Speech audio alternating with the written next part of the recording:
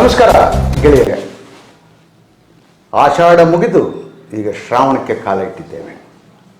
ಶ್ರಾವಣ ಅಂದರೆ ಸಾಕು, ಅದರಲ್ಲೂ ಹೆಣ್ಮಕ್ಳಿಗೆ ಮಹಿಳೆಯರಿಗೆ ಭಾಳ ಖುಷಿಯಾದಂಥ ಇದು ಸಾಲು ಸಾಲು ಹಬ್ಬಗಳನ್ನು ಪ್ರಾರಂಭ ಆಗುವಂಥದ್ದು. ನಾಗರ ಪಂಚಮಿಯಿಂದ ಈಗ ಪ್ರಾರಂಭ ಆಗ್ತಾ ಹೋಗುತ್ತೆ. ಆದರೆ ನಮಗೆಲ್ಲರಿಗೂ ಒಂದು ಪ್ರಶ್ನೆ ಕಾಡೋದೇನಂತ ಹೇಳಿದರೆ, ಶ್ರಾವಣ ಮಾಸದಲ್ಲಿ ಯಾಕೆ ಮಾಂಸ ತಿನ್ನೋದಿಲ್ಲ ಅಂತ. ನಿಷಿದ್ಧ ಕಣ್ರಿ ಅಂತ ಹೇಳ್ತಾರೆ. ಇದಕ್ಕೆ ಏನು ವೈಜ್ಞಾನಿಕ ಕಾರಣಗಳಿರ್ಬೋದು, ನಮ್ಮ ಹಿರಿಯರು ಏನು ಮಾಡಿದ್ರು ಅನ್ನೋದ್ರ ಬಗ್ಗೆ ಕುರಿತು ನಮ್ಮ ಜೊತೆಗೆ ಚರ್ಚೆ ಮಾಡೋದಕ್ಕೆ ಅಥವಾ ವಿಷಯಗಳನ್ನು ಹೇಳೋದಕ್ಕೆ ದಾಸೇಗೌಡರು ಬಂದಿದ್ದಾರೆ. ಅವ್ರನ್ನ ಈ ಕಾರ್ಯಕ್ರಮಕ್ಕೆ ಬರಮಾಡ್ಕೊಳ್ಳೋಣ. ನಮಸ್ಕಾರ ಸರ್. ನಮಸ್ಕಾರ ಸರ್. ಅದೇ ಆಗಲೇ ಹೇಳ್ದಂಗೆ, ಈ ನಮ್ಮ ಹಿರಿಯರು ಅಂದರೆ ನಮ್ಮ ಹಿರಿಯರು ಯಾವತ್ತೂ ಒಂದೊಂದು ಹಬ್ಬ, ಒಂದೊಂದು ಹರಿದಿನ, ಒಂದೊಂದು ಇದನ್ನು ಒಂದು ಭಾಳ ಪ್ಲಾನಿಂಗ್ ಮಾಡಿದ್ದಾರೆ. ಯಾವ ಟೈಮಲ್ಲಿ ಸುಗ್ಗಿ ಕಾಲದಲ್ಲಿ ಯಾವ ಮದುವೆ ಮಾಡಬೇಕು, ಯಾವ ಟೈಮಲ್ಲಿ ಮದುವೆ ಮಾಡಬಾರ್ದು, ಈ ಥರದ್ದೆಲ್ಲ ಇದ್ದಾವೆ. ಹಾಗೆಯೇ ನಮ್ಮಲ್ಲಿ ಹಿಂದಿನಿಂದಲೂ ಒಂದು ಪರಂಪರೆ ನಡ್ಕೊಂಡ್ಬಂದಿದೆ. ಆಷಾಢದಲ್ಲಿ ಮಾಂಸವನ್ನು ತಿಂದಂಥವ್ರು ಶ್ರಾವಣದಲ್ಲಿ ಯಾಕೆ ತಿನ್ನಬಾರ್ದು ಅನ್ನೋದು, ಇದು ವೈಜ್ಞಾನಿಕ ಏನಾದರೂ ಕಾರಣಗಳಿದೆ ಅಥವಾ ಈ ಮಳೆಗಾಲ ಪ್ರಾರಂಭ ಮತ್ತು ಮಳೆಗಾಲ ಬರುವಂಥ ಟೈಮಲ್ಲಿ ಅದು ತಿಂದರೆ ಏನಾದರೂ ಹೆಚ್ಚು ಕಮ್ಮಿ ಆಗ್ಬೋದು ಅಥವಾ ಏನು ಬೇರೆ ಥರದ್ದೇನೋ ಕಾಯಿಲೆ ಕಸಾಲೆ ಬರ್ಬೋದು ಅಂತನ, ಇದಕ್ಕೆ ವೈಜ್ಞಾನಿಕ ಕಾರಣಗಳು ಏನಿರ್ಬೋದು ಸರ್? ಇದಕ್ಕೆ ಪ್ರಾಕೃತಿಕ ಹಿನ್ನೆಲೆ ಇದೆ, ಪ್ರಾಕೃತಿಕ ಪ್ರಚೋದನೆ ಇದೆ. ಪ್ರಕೃತಿ ಯಾವಾಗಲೂ ಜೀವಿಗಳ ಮೇಲೆ ಪ್ರತಿಕ್ರಿಯೆ ಇರುತ್ತೆ, ಪ್ರಚೋದನೆ ಉಂಟು ಮಾಡ್ತಿರುತ್ತೆ. ಇದಕ್ಕೆ ಹಲವಾರು ಕಾರಣಗಳಿದ್ದಾವೆ, ವೈಜ್ಞಾನಿಕವಾದ ಕಾರಣಗಳೇ ಇದ್ದಾವೆ. ಈಗ ಮಳೆಗಾಲ ಪ್ರಾರಂಭ ಆಗ್ತಿದ್ದಂಗೆ ರೇಡಿಯೋಗಳಲ್ಲಿ, ಟಿವಿಗಳಲ್ಲಿ, ಪತ್ರಿಕೆಗಳಲ್ಲಿ ಮೀನುಗಾರರಿಗೆ ಎಚ್ಚರಿಕೆ ಕೊಡ್ತಾರೆ. ನೀರಿಗಿಳಿಬೇಡ್ರಿ, ಅಲ್ಲಿ ಚಂಡಮಾರುತ ಬರುತ್ತೆ, ಗಾಳಿ ಬೀಸುವ ಇದು ವೇಗ ಜಾಸ್ತಿ ಇರುತ್ತೆ, ಅಪಾಯಕ್ಕೆ ಸಿಲ್ಕೊಳ್ತೀರಿ ಅಂತ ಅವರಿಗೆ ಮುನ್ಸೂಚನೆ ಕೊಡ್ತಾರೆ. ಆ ಕೊಟ್ಟಾಗ ಏನಾಗುತ್ತೆ ಅಂದರೆ ಮೀನುಗಾರರು ಕಡಲಿಗೆ ಇಳಿಯಲ್ಲ. ಅವಾಗ ಮೀನು ಅಂದರೆ ಸಮುದ್ರ ಆಹಾರ ಏನು ಸಿಗುತ್ತೋ ಅದೆಲ್ಲ ನಮಗೆ ಅದರ ಕೊರತೆ ಉಂಟಾಗುತ್ತೆ. ಹಾಗಾಗಿ ಆ ತಿಂಗಳುಗಳಲ್ಲಿ ಮಳೆಗಾಲ ಸ್ಟಾರ್ಟ್ ಆದಾಗ, ಶ್ರಾವಣ ಮಾಸದಲ್ಲಿ ಮಳೆಗಾಲ ಸ್ಟಾರ್ಟ್ ಆಗುತ್ತೆ, ಬಿರುಗಾಳಿ ಎದ್ದಾಳುತ್ತೆ. ಹಾಗಾಗಿ ಅಲ್ಲಿ ನಮಗೆ ಮಾಂಸದ ಮೀನು ಅಂದರೆ ಸಮುದ್ರ ಆಹಾರದ ಏನು ಸಿಗುತ್ತೆ ಅದರ ಕೊರತೆ ಉಂಟಾಗುತ್ತೆ. ಒಂದು ಕಾರಣ. ಈಗ ನಮ್ಮ ದ.ರಾ. ಬೇಂದ್ರೆ ಅವರು ಕೂಡ ಶ್ರಾವಣ ಬಂತು ಅಂತ ಒಂದು ಹಾಡು ಹೇಳಿದ್ದಾರೆ. ಅದರಲ್ಲಿ ಅವ್ರು ಹೇಳಿದ್ದಾರೆ ಏನು, ಕಡಲಿಗೆ ಬಂತು ಶ್ರಾವಣ ಕುಣಿದಾಂಗೆ ರಾವಣ ಅಂತ.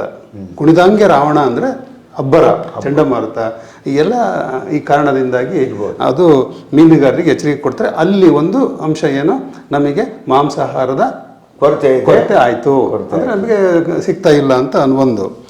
ಆಮೇಲೆ ಇನ್ನೊಂದು ಅಂಶ ಏನಂದರೆ, ಮಳೆಗಾಲದಲ್ಲಿ ಮಾಂಸ ತಿನ್ನೋದ್ರಿಂದ ನಮಗೆ ರೋಗಗಳು ಬರ್ಬೋದು. ರೋಗಗಳು ಅಂತಂದರೆ, ಈಗ ಮಳೆ ಬರುತ್ತೆ, ನೀರು ಹರಿಯುತ್ತೆ, ಕೆರೆ ಕಟ್ಟೆಗಳಲ್ಲಿ ನೀರು ನಿಂತ್ಕೊಳ್ತವೆ. ನೀರು ಹರಿದು ಬಂದಂಥ ಸಂದರ್ಭದಲ್ಲಿ ಅದು ಅನೇಕ ಸೂಕ್ಷ್ಮಾಣುಜೀವಿಗಳನ್ನು, ರೋಗಾಣುಗಳನ್ನು ತಂದು ನೀರಿಗೆ ಬಿಡುತ್ತೆ. ಮಳೆ ನೀರು ಬಂದಿದ್ದು ಅವಾಗ ಏನಾಗುತ್ತೆ, ಅಂಥ ನೀರನ್ನು ಕುಡಿದಾಗ ಕುರಿ, ಮೇಕೆ, ಹಸು ಕರುಗಳು ಇಂಥವೆಲ್ಲ ಅಥವಾ ಜಿಂಕೆ, ಏನು ಕಾಡು ಪ್ರಾಣಿಗಳೆಲ್ಲವೂ ಕೂಡ ನೀರನ್ನು ಕುಡಿದಾಗ ಏನಾಗುತ್ತೆ, ಅಲ್ಲಿ ಸೂಕ್ಷ್ಮಾಣುಜೀವಿಗಳು ಇದ್ದಾಗ ಅದಕ್ಕೆ ಕಾಯಿಲೆ ಬರುತ್ತೆ. ಅದರಲ್ಲಿ ಕಾಲರ ಬರ್ಬೋದು, ಟೈಫಾಯ್ಡ್ ಬರ್ಬೋದು, ಮತ್ತು ದನ ಕರುಗಳಿಗೆ ಕಾಲು ಬಾಯಿ ಜ್ವರ ಬರೋದೇ ಆ ದಿನಗಳಲ್ಲಿ, ಈ ಟೈಮಲ್ಲಿ, ಆ ದಿನಗಳಲ್ಲಿ. ಅಂಥ ಸಂದರ್ಭದಲ್ಲಿ ಅವಾಗೇನ ಅಂಥ ಮಾಂಸವನ್ನು ತಿಂದಾಗ ಅದು ಮನುಷ್ಯನಿಗೂ ಕೂಡ ಬರೋ ಸಾಧ್ಯತೆಗಳು ಇದ್ದಾವೆ.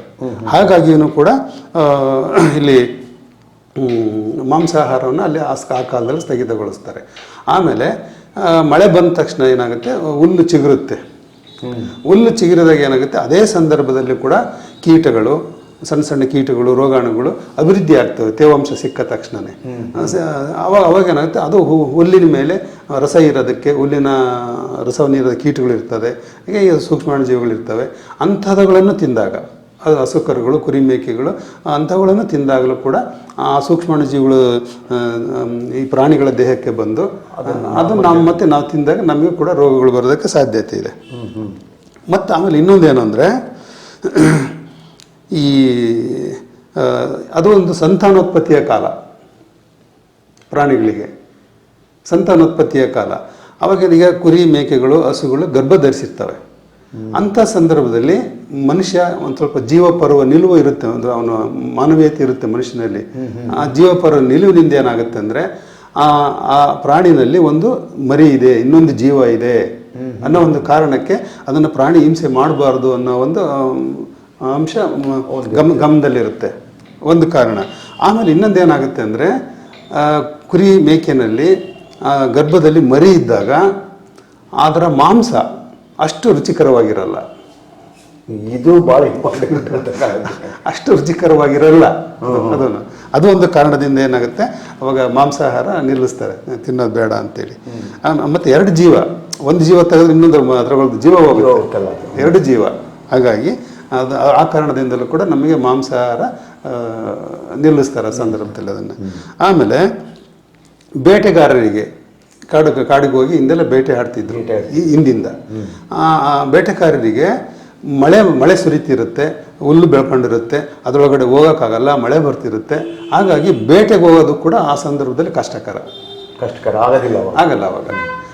ಅದೇನಾಯ್ತು, ಅದು ಅವಾಗ ಅವನಿಗೆ ಮಾಂಸಾಹಾರ ಸಿಗಲ್ಲ.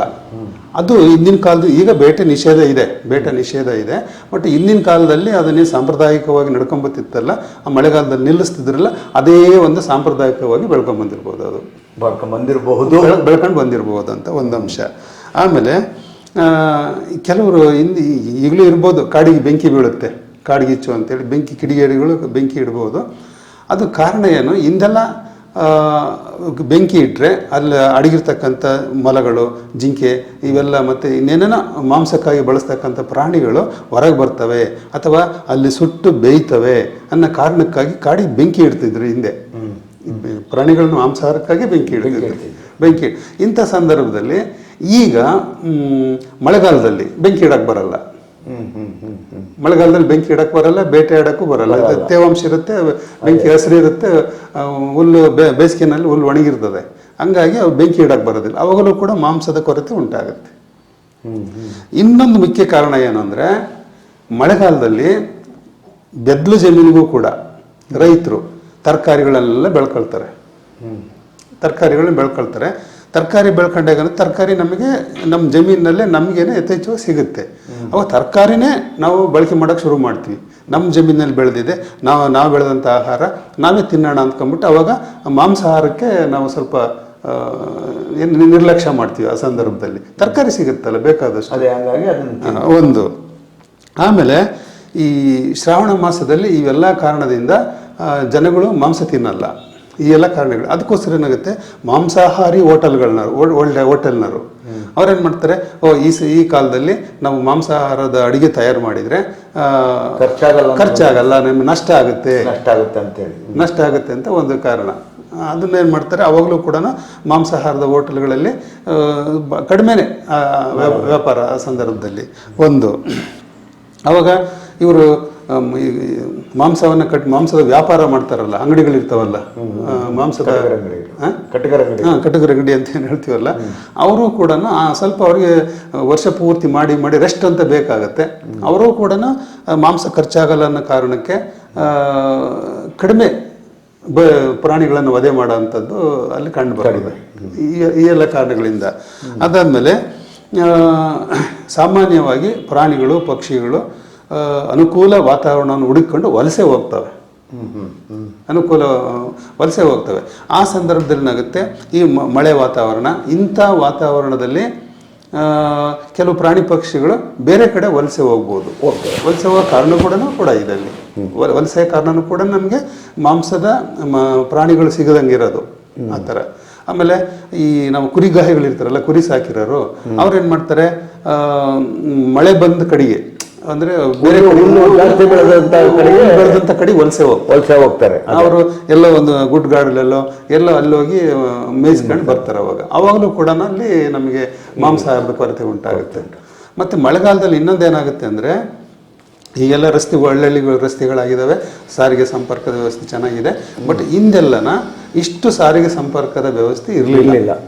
ಅವಾಗ ಏನಾಗುತ್ತೆ, ಒಂದು ಕಡೆಯಿಂದ ಇನ್ನೊಂದು ಕಡೆಗೆ ಆಹಾರವನ್ನು ಸಾಗಿಸೋದು ಕೂಡ ಮಳೆಗಾಲದಲ್ಲಿ ಹಳ್ಳಗಳು ಅಡ್ಡ ಬರ್ತವೆ, ಕೆರೆಗಳ ನೀರು ತುಂಬಿಕೊಂಡಿರ್ತದೆ, ಕೆರೆಗಳು ಸಿಡ್ಲುಗಳು, ಈತೆಲ್ಲ ಪ್ರಾಕೃತಿಕ ವಿಕೋಪಗಳು. ಈ ಕಾರಣದಿಂದಾಗಿ ಕೂಡ ಸಾರಿಗೆನೂ ಕೂಡ ಅಲ್ಲಿ ಕಷ್ಟಕರ ಆಗಿರೋದ್ರಿಂದ ಮಾಂಸದ ಕೊರತೆ ಅಲ್ಲಿ ಸಿಕ್ಕೋದ್ರಿಂದ ಆ ತಿಂಗಳಲ್ಲಿ ಮಾಂಸಾಹಾರ ಕಡಿಮೆ ಆಗುತ್ತೆ. ಮತ್ತು ಕೆಲವರು ಬಿಟ್ಟು ಬಿಡ್ತಾರೆ. ಆಮೇಲೆ ಇದು ಪ್ರಾಕೃತಿಕವಾಗಿ ನಮಗೆ ಹೊಂದಿಕೊಳ್ಳೋದಕ್ಕಾಗಿ, ಪ್ರಕೃತಿಗೆ ಹೊಂದಿಕೊಳ್ಳೋದಕ್ಕಾಗಿ ನಾವು ತಾತ್ಕಾಲಿಕವಾಗಿರ್ತಕ್ಕಂಥ ಒಂದು ನಾವು ಮಾಡ್ಕೊಂಡಿದ್ದೀವಿ ಅದನ್ನು ವ್ಯವಸ್ಥೆ. ಈಗ ಇನ್ನೊಂದು ನಮ್ಮ ದೈಹಿಕವಾಗಿ ತಗೊಳ್ಳೋದಾದ್ರೆ, ಮೇಜರ್ ಇದು ದೈಹಿಕವಾಗಿ ನಾವು ತಗೊಳ್ಳೋದಾದ್ರೆ ಇಲ್ಲೇನಾಗುತ್ತೆ ಅಂದರೆ, ಬೇಸಿಗೆಯಲ್ಲಿ ನಮ್ಮ ದೇಹ ಅದು ಬೇಸಿಗೆ ಹೊಂದ್ಕೋಬೇಕು, ಚಳಿಗಾಲದಲ್ಲಿ ಚಳಿಗೆ ಹೊಂದ್ಕೋಬೇಕು ನಮ್ಮ ದೇಹ. ಯಾಕಂದ್ರೆ ನಮ್ಮದು ಬಿಸಿ ರಕ್ತ ಪ್ರಾಣಿ ನಾವು. ಹೌದು. ಈಗ ಬಿಸಿ ರಕ್ತ ಪ್ರಾಣಿ ಆಗಿರೋದ್ರಿಂದ ನಮ್ಮ ದೇಹದ ತಾಪಮಾನ 37 ಡಿಗ್ರಿ ಸೆಲ್ಸಿಯಸ್ ಇರುತ್ತೆ. ಅದು ಬದಲಾವಣೆ ಆಗಲ್ಲ. ಅದು ಬದಲಾವಣೆ ಆಗಲ್ಲ. ಅದು ಶೀತ ರಕ್ತ ಪ್ರಾಣಿಗಳಾದರೆ, ಇವಾಗ ಅದು ವಾತಾವರಣದ ತಾಪಮಾನ 25 ಡಿಗ್ರಿ ಸೆಲ್ಸಿಯಸ್ ಇದ್ದರೆ ಆ ಶೀತ ರಕ್ತ ಪ್ರಾಣಿಯ ತಾಪಮಾನವೂ ಕೂಡ 25 ಡಿಗ್ರಿ ಸೆಲ್ಸಿಗೆ ಬರುತ್ತೆ. ಅದ್ರದ್ದು ಮಾತ್ರ ಮನುಷ್ಯನ ಬರಲ್ಲ. ಬಿಸಿ ರಕ್ತ ಮನುಷ್ಯಂದೇ ಅಂತಲ್ಲ, ಬಿಸಿ ರಕ್ತ ಪ್ರಾಣಿಗಳು ಯಾವ್ದು ಬರಲ್ಲ. ಹಂಗಾಗಿ ಏನಾಗುತ್ತೆ ಅಂದರೆ, ನಾವು ಆ ಪರಿಸರಕ್ಕೆ ಹೊಂದ್ಕೊಳ್ಳೋದಕ್ಕೆ ನಮಗೆ ಕಷ್ಟ ಆಗ್ತದೆ ಸ್ವಲ್ಪ. ಆಗಿನ ಸದ್ಯದ ಟೈಮಿಗೆ ಆ ಟೈಮ್ ಹೊಂದ್ಕೊಳ್ಳೋಕೆ ನಮಗೆ ಕಷ್ಟ ಆಗ್ತದೆ. ಅಲ್ಲೇನಾಗುತ್ತೆ ಅಂದರೆ, ನಾವು ಅದಕ್ಕೆ ಹೊಂದ್ಕೋಬೇಕು, ನಿಧಾನಕ್ಕೆ ಹೊಂದ್ಕೋಬೇಕು. ಅವಾಗ ನಮ್ಮ ದೇಹದಲ್ಲಿ ಸ್ವಲ್ಪ ವ್ಯತ್ಯಯ ಆಗ್ತದೆ ಪ್ರಕೃತಿಗೆ ಹೊಂದ್ಕೊಳ್ಳೋಕ್ಕೆ. ಆಗಿನ ಚಳಿ ತಕ್ಷಣ ಹೊಂದ್ಕೊಳ್ಳೋಕ್ಕೆ ನಮ್ಮ ದೇಹದಲ್ಲಿ ಸ್ವಲ್ಪ ವ್ಯತ್ಯಾಸ ಕಂಡು ಬರ್ತದೆ. ಅವಾಗ ನಮ್ಮಲ್ಲಿ ಈಗ ಜೀರ್ಣಾಂಗ ವ್ಯೂಹದಲ್ಲಿ ವ್ಯತ್ಯಾಸಗಳು ಕಂಡು ಬರ್ತವೆ.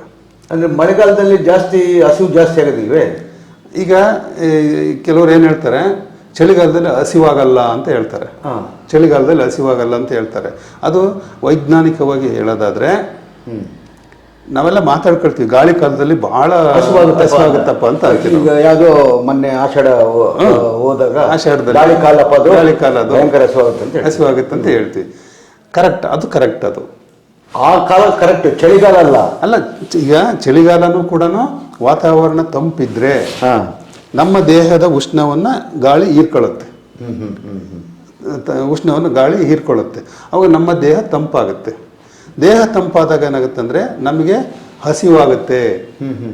ದೇಹದ ತಾಪಮಾನ ಹೆಚ್ಚಾಗಬೇಕಲ್ಲ. ಈಗ ಇದು ಉಷ್ಣದ ರೂಪದಲ್ಲಿ ಅದು ಹೊರಗಡೆ ಹೋಗ್ತಿರುತ್ತೆ. ಹಂಗಾಗಿ ಹಸಿವಾಗುತ್ತೆ ನಮಗೆ. ಈಗ ಮಳೆಗಾಲದಲ್ಲಿ ಹಸಿವು ಕಡಿಮೆ ಅಂತ ಅನ್ನೋದನ್ನು ವೈಜ್ಞಾನಿಕವಾಗಿ ಸಮರ್ಥಿಸ್ಕೊಳ್ಳೋಕೆ ಬರಲ್ಲ. ಅದನ್ನು ಹಸಿವು ಜಾಸ್ತಿ ಆಗುತ್ತೆ. ಯಾಕೆ ನಮಗೆ ಹಸಿವು ಆಗಲ್ಲ ಅಂದರೆ, ನಾವು ಇದು ಮಳೆಗಾಲದಲ್ಲಿ ತಂಪು ವಾತಾವರಣ ಇದ್ದಾಗ ನೀರು ಜಾಸ್ತಿ ಕುಡಿಯಲ್ಲ. ನೀರು ಜಾಸ್ತಿ ಕುಡ್ದಂತೆಲ್ಲ ನಮಗೆ ಜೀರ್ಣಕ್ರಿಯೆ ಜಾಸ್ತಿ ಆಗ್ತಾ ಹೋಗುತ್ತೆ, ಹಸಿವಾಗುತ್ತೆ. ಸೊ ಇದು ಒಂದು ಕಾರಣ ಇರ್ಬೋದು. ನೀರು ಜಾಸ್ತಿ ಕುಡಿಯಲ್ಲ ನಾವು ಒಂದು. ಆಮೇಲೆ ಮಳೆಗಾಲದಲ್ಲಿ ಮಳೆ ಹಿಡ್ಕೊಂಡಿರುತ್ತೆ. ನಾವು ವಾಕಿಂಗ್ ಹೋಗೋದಾಗ್ಲಿ, ವ್ಯವಸಾಯದ ಕೆಲಸಗಳಾಗಲಿ, ಮತ್ತು ಇವನ್ನ ನಾವು ಮಾಡಲ್ಲ. ನಾವು ಕಡಿಮೆ ಮಾಡ್ತೀವಿ. ನಾವು ದೈಹಿಕ ಚಟುವಟಿಕೆಗಳು ಸ್ಥಗಿತ, ಸ್ವಲ್ಪ ನಿಧಾನ ಆಗ್ತವೆ. ನಿಧಾನ ಆಗುತ್ತೆ ಅಲ್ವಾ? ನಾವು ಊಟ ಮಾಡಿದ್ದು ಅರ್ಗೋದಿಲ್ಲ. ಈಗ ಮನೆಗೆ ಕುಂತಿದ್ದು ಏನು ಅನ್ಸುತ್ತೆ ಅಂದರೆ, ಅಯ್ಯೋ ಹಸಿವೆ ಆಗಲ್ಲಪ್ಪ, ಸುಮ್ಮನೆ ಟೈಮ್ ಸರಿಯಾಗಿ ಟೈಮ್ ನೋಡ್ಕೊಂಡು ಊಟ ಮಾಡ್ಬೇಕಾಗೈತೆ ನಾವು ಅಂತ ಅಂತೀವಿ ನಾವು. ಯಾಕೆ ಅಂದರೆ, ನಮಗೆ ದೈಹಿಕ ವ್ಯಾಯಾಮ ಇರಲ್ಲ, ನಮ್ಮ ಎನರ್ಜಿ ಖರ್ಚಾಗಲ್ಲ. ಈ ಎಲ್ಲ ಮತ್ತು ಆಮೇಲೆ ಚಳಿಗೆ ಕಾಫಿ ಟೀ ಜಾಸ್ತಿ ಕುಡಿತೀವಿ, ಹಸಿವಿಂಗಿಸುತ್ತೆ ಅದು. ಈ ಕಾರಣಗಳಿಂದ ನಮಗೆ ಅಲ್ಲಿ ಹಸಿವಾಗದೇ ಇರ್ಬೋದು. ಬಟ್ ಶೀತ ವಾತಾವರಣದಲ್ಲಿ ಗಾಳಿ ಬೀಸೋ ಸಂದರ್ಭದಲ್ಲಿ ಖಂಡಿತ ನಮಗೆ ಹಸಿವು ಆಗುತ್ತೆ. ಅದನ್ನು ನಾವು ಈ ವಿಧಾನದಲ್ಲಿ ನಾವು ತಡೆಗಟ್ಕೊಂತೀವಿ ಅದನ್ನು. ಆ ಥರ ಇದೆ. ಆಮೇಲೆ ಈ ಮಾಂಸಾಹಾರ ಇದೆಯಲ್ಲ, ಅದರಲ್ಲಿ ಫ್ಯಾಟ್ಸ್ ಅಂದರೆ ಕೊಬ್ಬು, ನೆಣ ಅಂತ ಹೇಳ್ತೀವಿ ನಾವು, ಅದು ಜಾಸ್ತಿ ಇರುತ್ತೆ. ಮತ್ತು ಕಾರ್ಬೋಹೈಡ್ರೇಟು ಜಾಸ್ತಿ ಇರುತ್ತೆ. ಇದು ಜೀರ್ಣ ಆಗ್ಬೇಕನ್ನೋದಾದರೆ ನಾವು ಹೆಚ್ಚೆಚ್ಚು ನೀರು ಕುಡಿಬೇಕು. ದೈಹಿಕ ಶ್ರಮ ಮಾಡಬೇಕು. ಹೆಚ್ಚೆಚ್ಚು ನೀರು ಕುಡಿಬೇಕು, ದೈಹಿಕ ಶ್ರಮ ಮಾಡಬೇಕು. ಚಳಿಗಾಲ ಮಳೆಗಾಲ ಅಂತ ಹೇಳ್ಬಿಟ್ಟು ಹೊರಗೆ ಹೋಗಲ್ಲಪ್ಪ, ಮಳೆ ಬರ್ತೈತೆ ನಾವು ವಾಕಿಂಗ್ ಹೋಗಲ್ಲ ಅಂತಾರೆ, ವಾಕಿಂಗ್ ಹೋಗಿಲ್ಲ ಅಂತಾರೆ. ಈ ಎಲ್ಲ ಕಾರಣಗಳಿಂದ ನಮಗೆ ಹಸಿವು ಆಗಲ್ಲ ಅಷ್ಟೇ. ಹಸಿವನ್ನು ನಾವು ಆಗಿರೋ ಹಸಿವನ್ನು ಅಡಗಿಸ್ಕೊಂಥದ್ದು ಈ ಎಲ್ಲ ಕಾರಣಗಳಿಂದ. ಇದು ಏನಾಗುತ್ತೆ ಅಂದರೆ, ಜೀರ್ಣ ಸರಿಯಾಗಿ ಆಗದೇ ಇದ್ದಾಗ ಮಲಬದ್ಧತೆ ಶುರುವಾಗುತ್ತೆ. ಮಲಬದ್ಧತೆ, ಹೀಗೆ ಜೀರ್ಣಾಂಗ ವ್ಯೂಹದ ಸಮಸ್ಯೆಗಳು ಶುರುವಾಗ್ತವೆ. ನೋಡಿ, ಆಯುರ್ವೇದದಲ್ಲಿ ಹೇಳ್ತಾರೆ ಎಲ್ಲ ಕಾಯಿಲೆಗಳಿಗೂ ಜೀರ್ಣಾಂಗವೇ ಮೂಲ ಅಂತ ಹೇಳ್ತಾರೆ. ಹಂಗೆ ಮತ್ತು ಇನ್ನೊಂದೇನು, ನಾವು ಮನುಷ್ಯ ಮೂಲತಃ ಸಸ್ಯಾಹಾರಿ, ಮಾಂಸಾಹಾರಿ ಅಲ್ವಾ? ಅವು ಹಿಂದೆ ಇದರಲ್ಲಿ ಆದಿಮಾನವ ಕಾಲದಲ್ಲಿ ಫಸ್ಟ್ ಅವನು ಗೆಡ್ಡೆ ಗೆಣಸುಗಳನ್ನು ತಿಂದ್ಕೊಂಡೇ ಸ್ಟಾರ್ಟ್ ಮಾಡಿದ್ದವನು. ಆಮೇಲೆ ಮಾಂಸಾಹಾರಿಗೆ ಬಂದ ಆಮೇಲೆ ಅವನು ಪ್ರಾಣಿಗಳನ್ನ ಯಾವುದೋ ಒಂದು ಸಂದರ್ಭದಲ್ಲಿ ಕಾಡಿ ಬೆಂಕಿ ಬೀಳುತ್ತೆ, ಅಲ್ಲಿ ಸುಟ್ಟೋಗಿರುತ್ತೆ, ಅದನ್ನ ಟೇಸ್ಟ್ ನೋಡೋಣ ಅಂತ ಬೆಂದ ಅದು ಮಾಂಸ ರುಚಿ ಕಾಣುತ್ತೆ. ಹಂಗಾಗಿ ಅವನೇನ್ ಮಾಡ್ತಾನೆ, ಬೇಟೆಗೆ ಶುರು ಮಾಡ್ತಾನೆ. ಹೆಂಗೆ ಅಂದ್ರೆ, ಈಗ ನೀವು ನೋಡ್ರಿ, ಮಾಂಸಾಹಾರಿಗಳ ಕರುಳು ಮತ್ತೆ ಸಸ್ಯಾಹಾರಿಗಳ ಕರುಳು ನೀವು ಡಿಫ್ರೆನ್ಸ್ ನೋಡಿದ್ರೆ, ಸಸ್ಯಾಹಾರಿಗಳ ಕರುಳು ಉದ್ದ ಇರುತ್ತೆ, ಮಾಂಸಾಹಾರಿಗಳ ಕರುಳು ಉದ್ದ ಕಡಿಮೆ ಕರುಳು. ಕಾರಣ ಅದು ಪ್ರಕೃತಿಗೆ ಹೊಂದ್ಕೊಳ್ಳೋದು, ಸಸ್ಯಾಹಾರಕ್ಕೆ ಹೊಂದ್ಕೊಂಡಿರ್ತಕ್ಕಂಥದ್ದು, ಹೊಂದಾಣಿಕೆ. ಈಗ ಚಾರ್ಲಸ್ ಡಾರ್ವಿನ್ ಹೇಳೋದು ಅದನ್ನೇ. ಚಾರ್ಲಸ್ ಡಾರ್ವಿನ್ ಏನು ಹೇಳ್ತಾರೆ, ನಾವು ಪ್ರಕೃತಿಗೆ ಹೊಂದಿಕೊಳ್ಳೋದಕ್ಕಾಗಿ, ಪರಿಸರಕ್ಕೆ ಹೊಂದಿಕೊಳ್ಳೋದಕ್ಕೆ ನಮ್ಮ ದೇಹದಲ್ಲಿ ಬದಲಾವಣೆಗಳಾಗ್ತವೆ, ನಮ್ಮ ದೇಹದಲ್ಲಿ ಬದಲಾವಣೆಗಳಾಗ್ತವೆ ಅಂತ ಹೇಳ್ತಾರೆ ಅವರು. ಹಾಗಾಗಿನೇ ಬದಲಾವಣೆ ಮಾಡ್ಕೊಳ್ತೀವಿ. ಈಗ ಅಲ್ಲಿ ಚಾರ್ಲಸ್ ಡಾರ್ವಿನ್ ಕಾಲದಲ್ಲಿ ಏನಿತ್ತು ಆ ಲೆವೆಲ್ಗೆ ಅಷ್ಟು ಗೊತ್ತಿತ್ತು. ಈಗ ನೆಕ್ಸ್ಟ್ ಏನಾಗಿದೆ ಅಂದರೆ, ಅದು ಜೀನ್ ಲೆವೆಲ್ಗೆ, ಅದು ಆ ಗುಣ ಮುಂದಿನ ಪೀಳಿಗೆಗೆ ಟ್ರಾನ್ಸ್ಫರ್ ಆಗುತ್ತೆ, ವರ್ಗಾವಣೆ ಆಗುತ್ತೆ ಅಂತ ಇತ್ತೀಚೆಗೆ ಅದನ್ನೆಲ್ಲ ಅವ್ರು ಹೇಳಿದ್ದು ಸರಿ ಅಂತ ಹೇಳ್ಬಿಟ್ಟು ಅದು ಕೂಡ ದೃಢ ಆಗಿದೆ, ಎಲ್ಲ ದೃಢ ಆಗಿದೆ. ಈ ಎಲ್ಲ ಕಾರಣಗಳಿಂದ ಒಂದು ತಿಂಗಳು ಮಾತ್ರ ಮಾಂಸ ತಿಂದಂಗೆ ಇದಕ್ಕೆ ಧಾರ್ಮಿಕ ಕಾರಣಗಳು ಇರ್ಬೋದು. ಅದೇ ಧಾರ್ಮಿಕ ಕಾರಣ. ಅದೇ ಈಗ ಈ ತಿಂಗಳು ನೀವು ಹೇಳಿದ್ರಲ್ಲ, ಈ ತಿಂಗಳಲ್ಲಿ ಶ್ರೀಕೃಷ್ಣ ಜನ್ಮಾಷ್ಟಮಿ, ನಾಗರ ಪಂಚಮಿ, ರಕ್ಷಾಬಂಧನ, ಇಂತಹ ಎಲ್ಲ ಹಬ್ಬಗಳು ಬರೋದ್ರಿಂದ ಮಾಂಸಾಹಾರ ನಿಷೇಧ. ಬಹುಶಃ ನೀವು ಹೇಳಿದ್ರಲ್ಲಿ ನನಗೆ ಒಂದು ಅನ್ಸಿದ್ದೇನೆಂದ್ರೆ ಸರ್, ಬಹುಶಃ ನಮ್ಮ ದೇಹದ ರಚನೆನೇ ಈ ಒಂದು ತಿಂಗಳು ಸೆಟ್ ಆಗೋದಿಲ್ಲ ಅಂತ ಕಾಣುತ್ತೆ. ಅಂದ್ರೆ ನೀವು ಹೇಳಿದ್ದೇನಂತ ಹೇಳಿದ್ರೆ, ಹಾರ್ಡ್ ಫುಡ್ ನಾವು ತಿಂದ್ರೆ ನಮ್ಮ ಜೀರ್ಣಶಕ್ತಿ ನಡೆಯೋದಿಲ್ಲ ಅಂತ. ಬಹುಶಃ ಹಿರಿಯರು ಆ ಕಾರಣಕ್ಕೂ ಮಾಡಿರ್ಬೋದು. ಅದೇ ಇಂದಿನ ಪಾರಂಪರಿಕವಾಗಿ ಬಂದಿರೋದು ಇದು. ಅಲ್ಲೆಲ್ಲೂ ಕೂಡ ನಮಗೆ ಪರಿಸರನೇ ಇದಕ್ಕೆ ಪ್ರಚೋದನೆ ನೀಡಿ ಆ ಥರ ಮಾಡಿದೆ. ಅದರಲ್ಲಿ ವೈಜ್ಞಾನಿಕವಾಗಿ ಇದೆ. ಅದನ್ನ ನಮ್ಮ ಹಿರಿಯರು, ಇಂದಿನ ಹಿರಿಯರು ಅದನ್ನ ಫಾಲೋ ಮಾಡ್ಕೊಂಡ್ ಬಂದಾರೆ. ಅದನ್ನ ಈಗಲೂ ಕೂಡ ಈಗ ಸೂರ್ಯ ಕಿರಣಗಳೇ ಬಿದ್ದಿಲ್ಲ ಒಂದು ತಿಂಗಳಿಂದ ಇಲ್ಲಿ. ಅವಾಗ ಏನಾಗುತ್ತೆ ಅಂತ ಹೇಳಿದ್ರೆ ಮನುಷ್ಯನಿಗೆ ಚಟುವಟಿಕೆ ಇರೋದು. ಹೌದು. ಈ ಎಲ್ಲ ಕಾರಣಗಳಿಂದ ಶ್ರಾವಣ ಮಾಸದಲ್ಲಿ ಮಾಂಸಾಹಾರವನ್ನು ತಿನ್ನದಂತೆ ನಿಷೇಧ ನಿಲ್ಲಿಸ್ಕೊಳ್ತಾರೆ. ಹಂಗೆ ಈ ಕಾರಣಗಳಿಂದಾಗಿ ಅಂತ ಹೇಳ್ಬೋದು. ಅದೇ ಅಂದರೆ ಗೆಳೆಯರೇ, ಅಂದರೆ ಸಾರಿ ಹೇಳದಂತೆ ನಮ್ಮ ಜೀರ್ಣಕ್ರಿಯೆ ಶಕ್ತಿ ಬಗ್ಗೆನೂ ಅವರು ಒಂದು ಹೇಳಿದರು.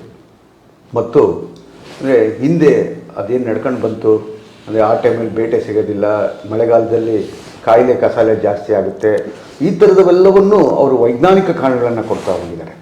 ಸೊ ಹಂಗಾಗಿ ಆಮೇಲೆ ಅದ್ರ ಜೊತೆಗೇನೇನೆಂದರೆ, ಒಂದು ಸಾಲು ಹಬ್ಬಗಳ ಈ ತಿಂಗಳಲ್ಲಿ ಇರುತ್ತೆ, ಯಾವುದರಲ್ಲಿ ಶ್ರಾವಣದಲ್ಲಿ.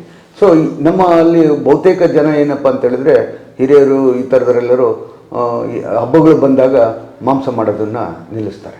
ಬಹುಶಃ ಅದು ಒಂದು ಕಾರಣ ಇರ್ಬೋದೇನೋ. ಆದರೆ ಮತ್ತೆ ಇದು ಇಂಪಾರ್ಟೆಂಟ್ ಏನಂತ ಹೇಳಿದರೆ, ನಮ್ಮ ಜೀರ್ಣದ ಕ್ರಿಯೆ ಅದು ಕೆಲಸ ಮಾಡಲ್ಲ. ಅಂದರೆ ಕೂತಲ್ಲಿ ಕೂತಿರ್ತೀವಿ, ಮಳೆಗಾಲದಲ್ಲಿ ವ್ಯಾಯಾಮ ಮಾಡಿರೋದಿಲ್ಲ, ಆ ಕಾರ್ಯ ಚಟುವಟಿಕೆಗಳು ಏನೂ ದೈಹಿಕ ಚಟುವಟಿಕೆಗಳು ಇರೋದಿಲ್ಲ ಅನ್ನೋದನ್ನು ಅವ್ರು ಹೇಳಿದ್ದಾರೆ. ಸೊ ಹಾಗಾಗಿ ಎನಿಹೋ ಮುಂದಿನ ತಿಂಗಳಲ್ಲಿ ಒಳ್ಳೆ ಹಬ್ಬ ಮಾಡ್ಕೊಂಡು ಚೆನ್ನಾಗಿ ಊಟ ಮಾಡ್ಕೊಂಡು ಅಂತ ಹೇಳ್ತಾ ಈ ಕಾರ್ಯಕ್ರಮ ಇಲ್ಲಿ ಮುಗಿಸೋಣ ಸರ್. ನಮಸ್ಕಾರ.